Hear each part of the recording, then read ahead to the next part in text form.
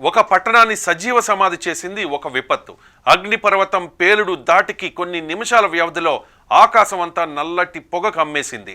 మిట్ట మధ్యాహ్నం ఘటన జరిగిన కొన్ని నిమిషాలకే ఆకాశంలో దాదాపు 9 మైళ్ల మేర నల్లటి పొగ విస్తరించింది. సూర్యుడు మాయమైపోయాడు. మిట్ట మధ్యాహ్నమే చీకటిగా మారింది. గంటల వ్యవధిలో పాంపేయి బూడిద పట్టణంగా మారిపోయింది. దట్టంగా కప్పబడిన అగ్నిపర్వతపు లావా కింద సజీవ సమాధి అయ్యింది. ఇప్పుడు మనం చూడబోయేది సజీవంగా ఖననం చేయబడ్డ పాంపే నగరం చివరి గంట స్టోరీ. క్రీస్తు శకం 79వ సంవత్సరం. ఇటలీకి దక్షిణ దిశగా ఉన్న పాంపేయి నగరం. ఆ రోజు ఆగస్టు 24వ తేదీ ఉదయం 10 గంటల సమయంలో వీధులన్నీ ప్రజలతో సందడిగా మారాయి. వీధులన్నీ పిల్లలు, పెద్దలు, వ్యాపారులు, అనేక వర్గాల ప్రజలు, కళాకారులతో గోలగోలగా ఉంది. నాటి రోమ్ సామ్రాజ్య వైభవానికి గుర్తులైన విలాస మందిరాలు, బహిరంగ నాటకశాలలు, ఇలా ప్రతి చోట రోమన్ సాంస్కృతిక శోభ కనిపిస్తోంది. ఆ రోజులు ప్రజలు సువర్ణ యుగంలా అనిపించేవి. కానీ వారికి తెలియని విషయం ఏంటంటే వారి పక్కనే నిశ్శబ్దంగా ఒక రాక్షసుడు కాచుకుని కూర్చున్నాడు అని. మధ్యాహ్నం 1 గంట సమయంలో ఆకాశం ఒక్కసారిగా మారిపోయింది.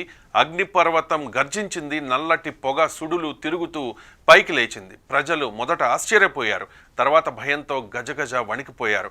క్షణాల్లో ఆకాశం నిండా నల్లటి బూడిద. సూర్యుడు మాయమైపోయాడు. వాతావరణం ఒక్కసారిగా భరించలేనంత వేడిగా మారిపోయింది. ప్రమాదాన్ని పసిగట్టిన ప్రజలు వీధుల్లో కేకలు వేస్తూ పరుగులు తీశారు. తప్పించుకోవడానికి ఎటు వెళ్లాలో తెలియక ఒకరి వెనుక మరొకరు పరుగులు తీశారు.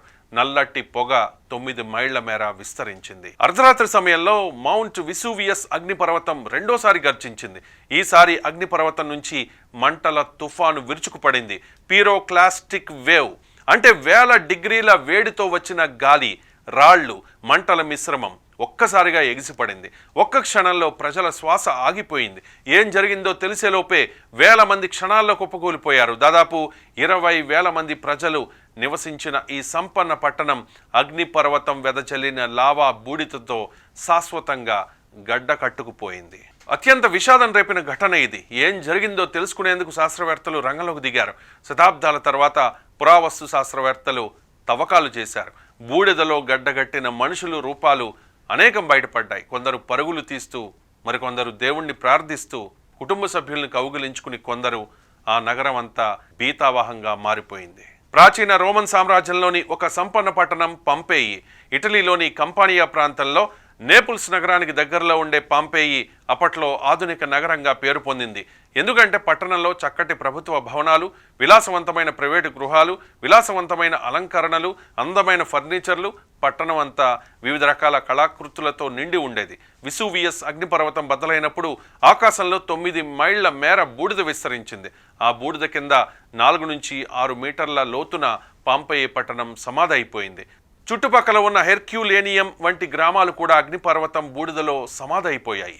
శతాబ్దాల తర్వాత పురావస్తు శాస్త్రవేత్తలు తవ్వకాలు జరిపారు. బూడిదలో గడ్డగట్టిన మనుషుల రూపాలు కనిపించాయి. కొందరు పరుగులు తీస్తూ, మరికొందరు ప్రార్థిస్తూ, ఇంకొందరు కుటుంబ సభ్యులను కౌగిలించుకున్న స్థితిలో ఉన్నారు. ఇప్పుడు ఆ నగరం ఒక మ్యూజియంలా మారింది. కాలం ఆగిపోయిన క్షణం. సిటీ ఆఫ్ యాషెస్ పాంపేయి పట్టణం మనకిచ్చే సందేశం ఒక్కటే: ప్రకృతి ఎప్పుడు మానవులకు లోబడదు. ప్రకృతి కన్నెర చేస్తే ఒక క్షణంలో సామ్రాజ్యాలు, నగరాలు బూడిదవుతాయి. వారి వైభోగమంతా అదే బూడిదలో చరిత్రగా నిలిచిపోతుంది.